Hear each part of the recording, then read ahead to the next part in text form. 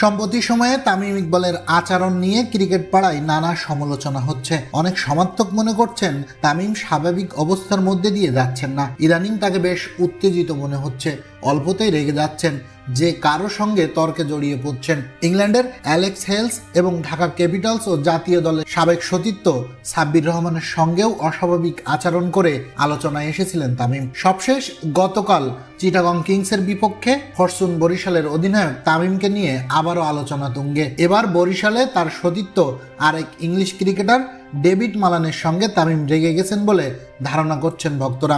গতকাল চিটাগং কিংসের দেওয়া 122 রানের লক্ষ্যে ব্যাট করতে নামে বরিশাল ওপেন করেন মালান ও তামিম ইকবাল। ইনিংসের চতুর্থ ওভারে দুজনের ভুল বোঝাবুঝিতে নন স্ট্রাইক প্রান্তে রান আউট হন তামিম।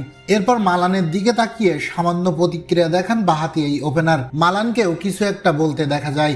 এরপর থেকেই মূলত আলোচনা। তবে মালানের সঙ্গে মাঠে আসলে কি ঘটেছিল তখন ফেসবুক পোস্টের মাধ্যমে সেটাই স্পষ্ট করেছেন তামিম ইকবাল। তামিম তার ফেসবুক পোস্টে লিখেছেন, অনেকেই আমাকে জিজ্ঞেস করেছেন মাঠে ডেভিড মালানের সঙ্গে কিছু হয়েছিল কিনা, এটা নিয়ে নাকি অনেক আলোচনা হচ্ছে, অথচ আমার সঙ্গে মালানের কিছুই হয়নি। মালান তো ওভাবে জবাব দিচ্ছিল প্রতিপক্ষের একজনকে।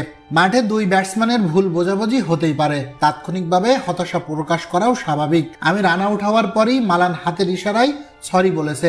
আমি সেদিকে তাকিয়ে মাঠের বাইরে চলে যাই, তার সঙ্গে কোনো কথাই হয়নি। কাছেই থাকা প্রতিপক্ষের একজন ফিল্ডার তখন মালানকে একটা কথা বলেছে যা তার ভালো লাগেনি। মালান সেই ফিল্ডারকেই জবাব দিচ্ছিল, তার দিকেই এগিয়ে যাচ্ছিল, অথচ সেটাকেই অনেকে বানিয়ে ফেলেছে আমার সঙ্গে নাকি মালানের ঝামেলা হয়েছে। এরকম অনেক সময়ই অনেকে টিভিতে দু একটি দৃশ্য দেখে নানা রকম ধারণা করে ফেলেন। গত কয়েকদিনে আমাকে নিয়েও এরকম হয়েছে, কিন্তু কোনো ঘটনা তো আর হুট করে হয় না, এটার পেছনেও অনেক ঘটনা থাকে।